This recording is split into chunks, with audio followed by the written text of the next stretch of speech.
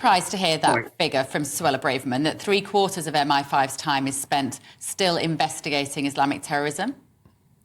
No, not in the slightest. I mean, it's very well known that Islamic terrorists are still active in the UK. There's more and more of them actually than ever before.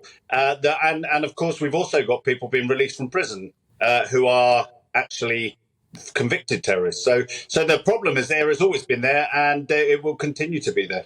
One of the concerns, Chris, about the people crossing the channel, some of whom, of course, will be genuine asylum seekers, many more of them, in my view, are economic migrants, but some of them could be intent on wreaking terror on this country, and they get in via the small boats and then get lost in the system. Yeah, and I was laughing actually at your last guest explaining why he was part of the problem, aiding these people to stay in the UK.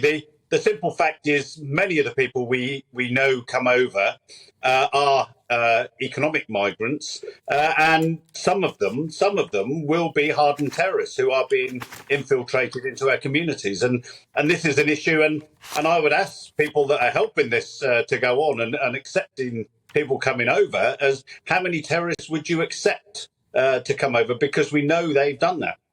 And 3/4 of MI5's time being devoted to this, Chris, is that enough? Because they can't keep an eye on all the people that are on the suspect list all the time, because it's too expensive and it's too labour intensive. No, it's impossible to keep their eye on that number of people. There's 40,000 odd plus people that are of concern.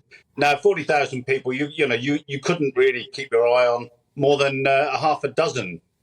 You just have to risk assess those people that are most likely to commit terrorist attacks, and to try to do something when you know someone's on that path. But no, it's an impossible task, and it doesn't really matter how much resources you've got, whether it's police or security services.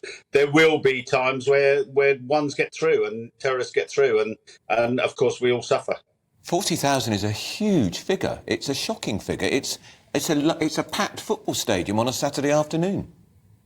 Yeah, and that's in the UK, and of course we've got similar, if not more, numbers across France. I mean, the vast majority of those won't move towards actually committing terrorist attacks, but more towards supporting the ideology.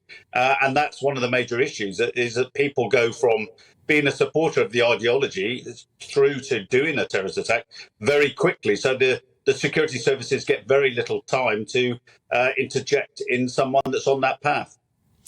Suella Braverman is also talking about Russia as well, Chris, wanting to exploit terrorist narratives. What does she mean by that?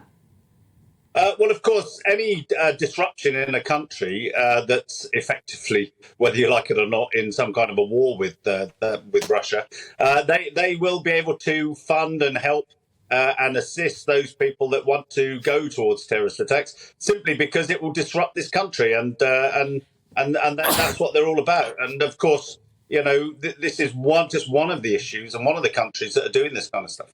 I heard one expert on the radio the other day, Chris, saying that Russia is involved, along with China, in the great cyber warfare, in promoting the culture wars in this country, because it promotes unease, it promotes division. Do you buy that the Russians and the Chinese are stirring that up?